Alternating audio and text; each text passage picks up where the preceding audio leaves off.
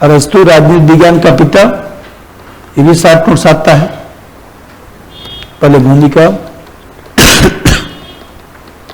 तर्क द्वारा पुष्टि, फिर इसका मूल्यांकन कि अरस्तु राजनीति विज्ञान का कैसे पिता है।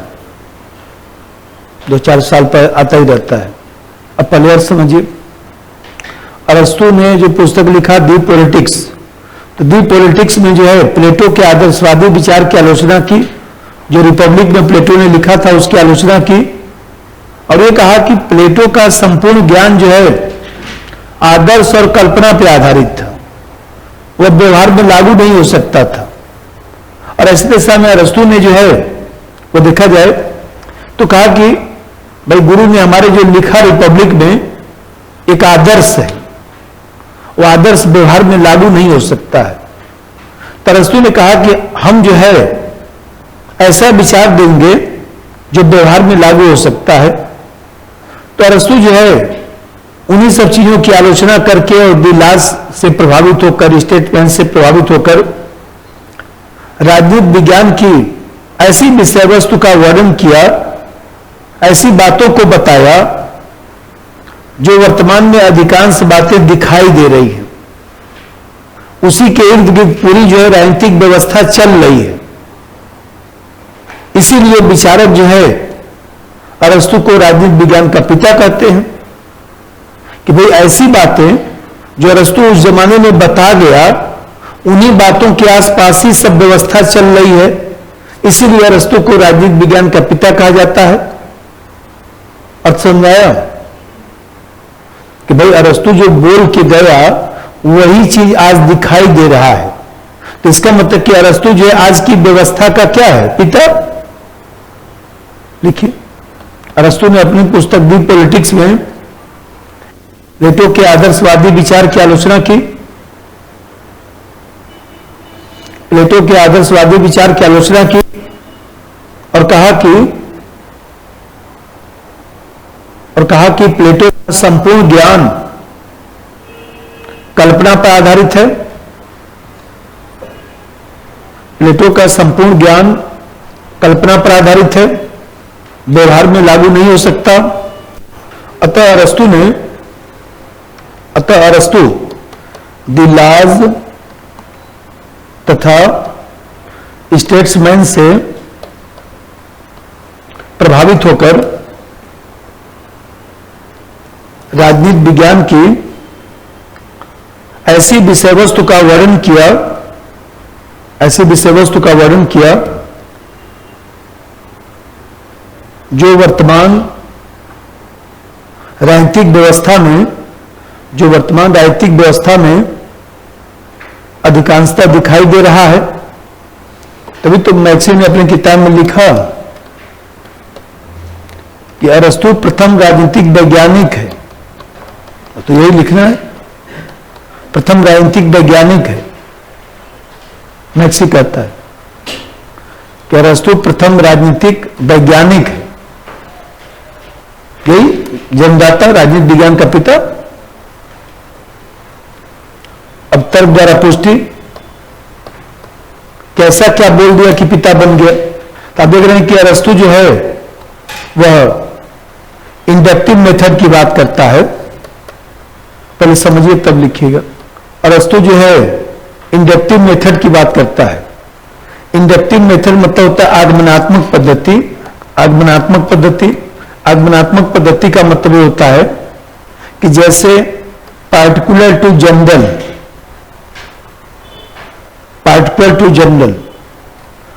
इसका मतलब ये होता है कि जैसे मान लीजिए कोई हमने फार्मूला बनाया, जैसे मान लीजिए E=mc² है, या मान लीजिए कुछ भी m1v1 = m2v2 है। तो हम m1v1 m2v2 को फार्मूले को लागू किए एक जगह, तो लागू किए तो फिर दूसरे को लागू किया कि भाई जो मास है, मान लीजिए राइफल देखते हैं ना, राइफल मान लीजिए कम से कम 10 किलो की होती है, 8 से 10 किलो वजन उसका होता है। और जो गोली है मान लीजिए ये जो है उसका v1 जो वेलोसिटी है, और वेलोसिटी जो है मान लीजिए निकालना है कि v1 वेलोसिटी कितना होगा। तो आप देख रहे हैं कि मान लीजिए जितनी राइफल भारी होगी उतना ही तो उसका जो है स्पीड ज्यादा होगा गोली का। भाई किसी को कट्टा से गोली मार रहे हैं यूपी बिहार में, तो मान लीजिए कट्टे से गोली मार रहे हैं तो कुछ करने की जरूरत थोड़ी ना होती है, कट्टा से व्यक्ति मरेगा थोड़ी ना, थोड़ा सा समझदारी दिखा दे तो। जैसे कोई व्यक्ति कट्टा से मार रहा है तो बस कुछ मत करिए, 10-15 मीटर 20 मीटर बस दौड़ के आगे बढ़ जाइए, किसी तरह से नहीं मरेंगे। कोई रिवाल्वर से गोली मारा तो 100 मीटर के बाद रिवाल्वर की गोली जाएगी ही नहीं, ज्यादा से ज्यादा 100 मीटर जाती है बस। लेकिन राइफल की गोली 3 किलोमीटर तक उसकी वही स्पीड रहती है। 3 किलोमीटर से मार देंगे दीवार में छेद हो जाएगा, और दीवार में छेद होगा तो वो घूमते हुए चलती है। यहां से गोली मान लीजिए यहां लग गई तो ऐसे घूमते हुए निकलेगी, मतलब पीछे पूरा ज्यादा हो जाएगा, कंफर्म व्यक्ति मर जाएगा। हम कहते हैं मान लीजिए कि इसीलिए तो बनाया गया कि राइफल भारी बनाया गया जिससे ये चीज। तो मान लीजिए हमने एक जगह देखा, 2 जगह देखा, 3 जगह, कुछ न्यूटन बोल गया, मान लीजिए सब न्यूटन का ही तो फार्मूला है M1V1 वाला, every reaction and equal and opposite reaction. तो मान लीजिए कुछ बोल दिया वो, तो हम लोग उसको बार बार लागू करके एक फार्मूला बना लिए। इसी को तो आगमनात्मक पद्धति कहते हैं, और यही तो व्यवहारिक मेथड है। आज भी तो यही होता है। पहले कल्पना नहीं कर ली है, 1 बार 2 बार 3 बार 5 बार देख देख के उसको सेट कर लिए कि ये सही है, ये सही है। अब लोग परीक्षा देते रहते, पूछता रहता हूं आया पॉलिटिक क्वेश्चन, हाँ आया, हाँ उसी में सुधार करता रहता हूं, उसी को चुपचाप पढ़ाता रहता हूं कि वही आएगा फिर बच्चा लोग लगा देगा, वही आएगा फिर लगा देगा। और क्या करता हूं, कुछ ऐसा थोड़ी ना। जब मान लीजिए आप लोग कह देंगे कि नहीं सर अब जानते हैं पॉलिटिक पढ़ाए थे, क्वेश्चन हुआ नहीं कुछ भी, अन्ना तो कुछ आया था, तब तो फिर सोचना पड़ जाएगा, इसका मतलब कि गड़बड़ है। ऐसा पढ़ाने से क्या फायदा जो कुछ आता ही नहीं है, बच्चा कोई पास ही नहीं होता है, बस खुश होता है। तो मान लीजिए हम लोग कहते हैं इसी को आगमनात्मक पद्धति को कहता है, इसी को तो वर्तमान में लागू करते हैं। देखिए तुलनात्मक पद्धति का प्रयोग किया, और आप कल बता रहे थे ना 158 देशों के संविधान का अध्ययन किया, तो 158 देशों के संविधान का अध्ययन किया, तो बताइए आज भी तो हम लोग यही काम करते हैं। तो जो आज होता है वो उस जमाने में कर दिया, अब बता दिया। नंबर एक अरस्तु आगमनात्मक तथा तुलनात्मक पद्धति को बढ़ावा दिया। अरस्तु आगमनात्मक तथा तुलनात्मक पद्धति को बढ़ावा दिया, और स्वयं 158 संविधानों का अध्ययन किया, एकदम खाली था। स्वयं 158 संविधानों का अध्ययन किया,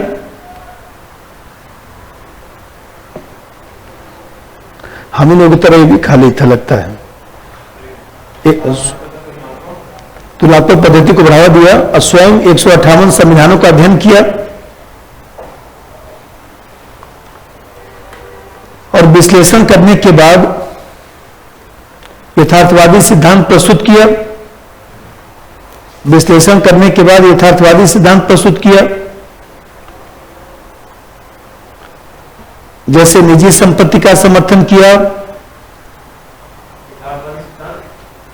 यथार्थवादी सिद्धांत प्रस्तुत किया, जैसे निजी संपत्ति का समर्थन किया।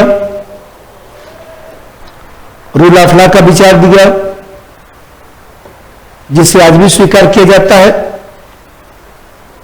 जिसे आज भी स्वीकार किया जाता है। भाई डायसी ने कुछ किया थोड़े ना, लॉ ऑफ द कॉन्स्टिट्यूशन जो उसकी किताब है डायसी की, डायसी ने लॉ ऑफ द कॉन्स्टिट्यूशन किताब लिखा। उस किताब में सिर्फ दिया, व्यापक कर दिया, अकाउंट के शासन का जन्मदाता डायसी बन गया।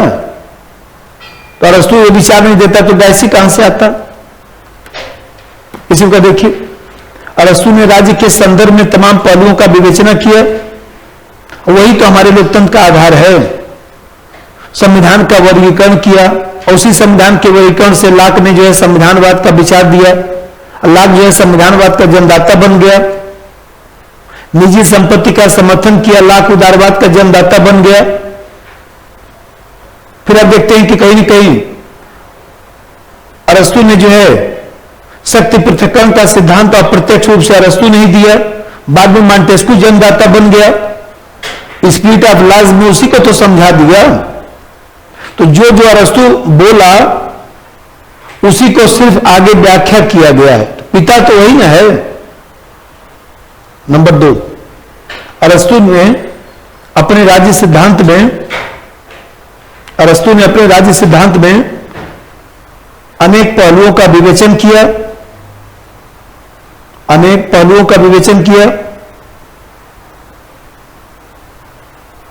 जिसे आधुनिक विचारकों ने व्यापक स्वरूप दिया,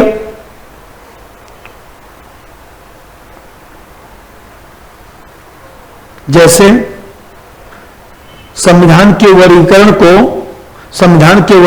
से लाभ, संविधान के वर्गीकरण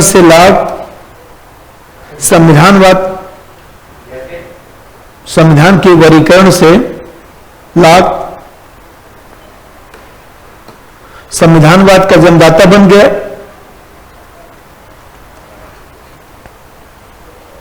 संविधानवाद का जन्मदाता बन गया।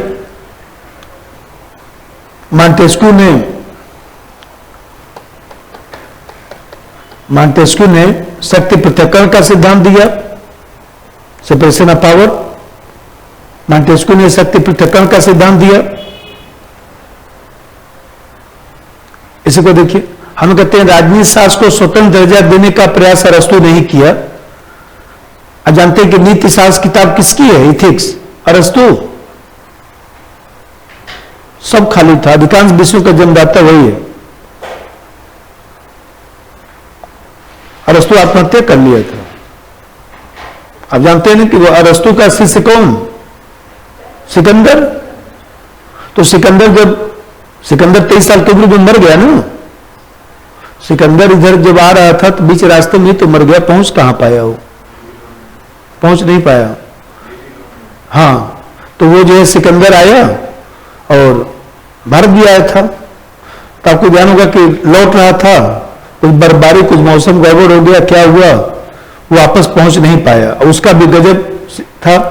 अब जानते हैं कि सिकंदर का शासन जो है, जितना भी ईरान, इराक, सऊदी अरब, कुवैत, जितना भी देख रहे हैं, जितना यूरोप सब देख रहे हैं, सब शासन उसका था। सिकंदर का सब जितना भी देख रहे हैं ना, मध्य एशिया, जितना मध्य एशिया देख रहे हैं, खाड़ी देश देख रहे हैं, जितना यूरोप देख रहे हैं, सब पर सिकंदर का साम्राज्य चलता था। लेकिन सिकंदर के दिमाग में आया कि हमको जो है वो जो भारत वाला पोर्शन है, जो मध्य एशिया के आगे वाला पोर्शन है, वो भी विजय हासिल करना है। चल तो दिया, लेकिन अब अफगानिस्तान तो था ही उसके अंदर में उस समय। अब अफगानिस्तान से आगे बढ़ गया और फिर वो कश्मीर वाला जो बेल्ट है आया, लेकिन अब फिर वो वापस नहीं जा पाया। तो उसका जो स्वप्न था वो पूरा नहीं हो पाया। जब अरस्तु को पता चला कि हमारा शिष्य मर गया, तब जानते हैं अरस्तु का टोटल खर्चा वही चलाता था। अरस्तु तो पकड़ी था। अरस्तु का एक विद्यालय था, तो जितना भी पैसा लगता था सब सिकंदर ही देता था उसका। तो अरस्तु को जब पता लगा कि हमारा तो शिष्य गया, अब शिष्य गया तो इसको सब फांसी की सजा देते, क्योंकि यही सब सिखाया था उसको कला। तो खुद ही आत्महत्या कर लिया। बोला क्या फायदा जीने से, जब वो है ही नहीं तो हमारा खर्चा कैसे चलेगा। तो इस तरह से देखा जाए तो अरस्तु भी मर गया। अगला पॉइंट लिखिए, राजनीति शास्त्र को स्वतंत्र दर्जा देने का प्रयास किया। राजनीति शास्त्र को स्वतंत्र दर्जा देने का प्रयास किया। इसे नीति शास्त्र से अलग किया। जैसे राज्य का विकास, राज्य की उत्पत्ति, नागरिकता आदि सिद्धांतों की विवेचना की। इसे को देखिए, अरस्तु जो है ये मानता था कि राजनीतिक व्यवस्था पर अन्य तत्वों का प्रभाव पड़ता है। सामाजिक, मतलब कि भौगोलिक, आर्थिक तत्वों का प्रभाव पड़ता है। जैसे उसने जनसंख्या का भी अध्ययन किया, कहीं न कहीं जो अर्थव्यवस्था से भी जोड़ने का प्रयास किया। तो बताइए, यही सब पहलू को तो आज हम लोग भू राजनीति कहते हैं, जब भूगोल और राजनीति को मिलाते हैं। और अर्थव्यवस्था को राज्य से जोड़ने का प्रयास किया, जिसे हम लोग भू अर्थनीति कहते हैं। तो आप देखते हैं कि समाज से जो है राज्य को जोड़ा, राजनीतिक समाजशास्त्र कहा जाता है। तो आज हम लोग जितना विवेचन करते हैं वो कहीं न कहीं अरस्तु के आसपास ही तो चलता है। तो सब उसने लिख दिया था कि मध्यम जनसंख्या होनी चाहिए। उसने 1 लाख जनसंख्या बताया था कि राज्य की जनसंख्या 1 लाख होनी चाहिए। रूसो जो है 10,000 जनसंख्या बताता है, अब प्लेटो 5,040 जनसंख्या बताता है। अब देख रहे हैं कि मध्यम जनसंख्या की बात भी करता था। तो उसका जो विवेचन है वो इंटरडिसिप्लिनरी विवेचन है। अगला पॉइंट, अरस्तु ने राजनीतिक व्यवस्था पर अन्य तत्वों के प्रभाव का अध्ययन किया। अरस्तु ने राजनीतिक व्यवस्था पर अन्य तत्वों के प्रभाव का अध्ययन किया। अन्य तत्वों के प्रभाव का अध्ययन किया।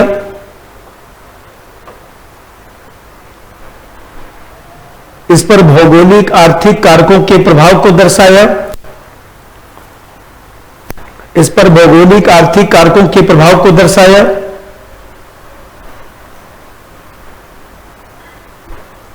भौगोलिक आर्थिक कारकों के प्रभाव को दर्शाया।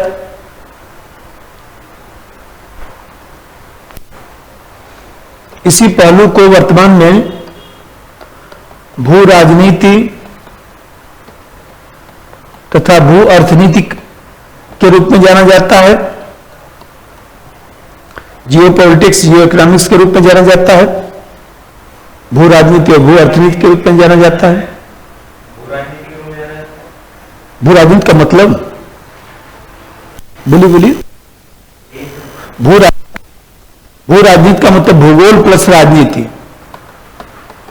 कि भौगोलिक पहलुओं का राजनीति पर प्रभाव पड़ता है। जैसे हिंद महासागर का दक्षिण एशिया पर, या हिंद महासागर का भारत की सुरक्षा पर प्रभाव। अब भू अर्थनीति का मतलब कि भूगोल से ही अर्थव्यवस्था बनती है, और आर्थिक व्यवस्था का राजनीति पर क्या प्रभाव पड़ता है। आर्थिक व्यवस्था का राजनीति पर क्या प्रभाव पड़ता है, उसको हम लोग भू अर्थनीति कहते हैं। अब देख रहे हैं कि अरस्तु जो है राजनीति विज्ञान के सैद्धांतिक विवेचन के साथ व्यवहारिक पहलुओं का अध्ययन किया। अभी हम लोग पढ़ेंगे क्रांति पर विचार दिया। जैसे कल हम लोग देखिए निजी संपत्ति पर विचार पढ़ रहे थे। अभी हम लोग जो है नागरिकता पर विचार पढ़े। तब देख रहे हैं कि कहीं न कहीं जो है अरस्तु जो है बहुत सारी छोटी छोटी बातों का भी, कि कानून की श्रेष्ठता की बात किया, हुगला का समर्थन किया। तो ये सब जो बातें हैं उसका बहुत सूक्ष्म विश्लेषण है। तो राजनीति विज्ञान को सैद्धांतिक विवेचन के साथ व्यवहारिक विवेचन को भी जोड़ दिया। और आज भी हम लोग देखा जाए तो पॉलिटिकल साइंस में जो है सैद्धांतिक विवेचन के साथ जो है व्यवहारिक विवेचन का ही अध्ययन करते हैं। अगला पॉइंट, अरस्तु ने राजनीति शास्त्र के सैद्धांतिक विवेचन के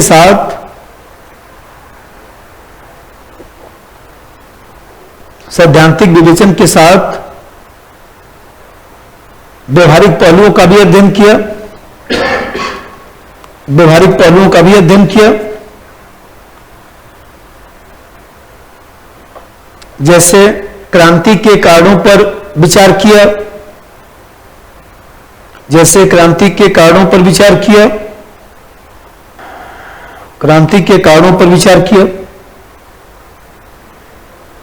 निजी स्वामित्व, निजी संपत्ति के स्वामित्व और उपयोग की बात की।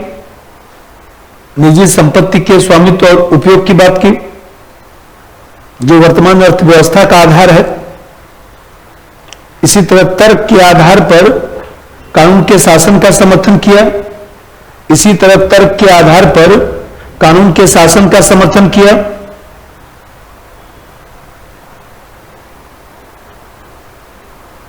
तर्क के आधार पर कानून के शासन का समर्थन किया। एक और लिखिए हुआ, अब इसका मूल्यांकन लिखिए।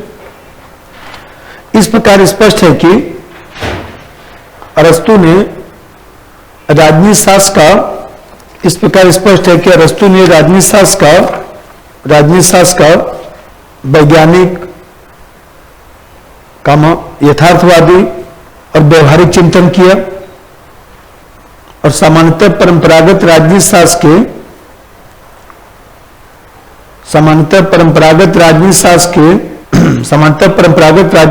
के अधिकांश विषय वस्तु उसके सिद्धांत में दिखाई देते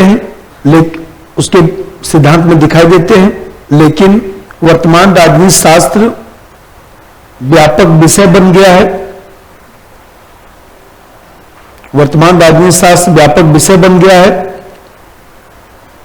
इसमें अंतर्राष्ट्रीय संबंध,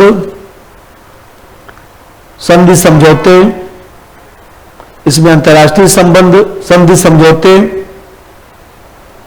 अंतर्राष्ट्रीय आर्थिक क्षेत्रीय संगठन महत्वपूर्ण बन गया है, जिसकी चर्चा अरस्तू के दर्शन में नहीं दिखाई देती, अरस्तू के सिद्धांत पे नहीं दिखाई देती।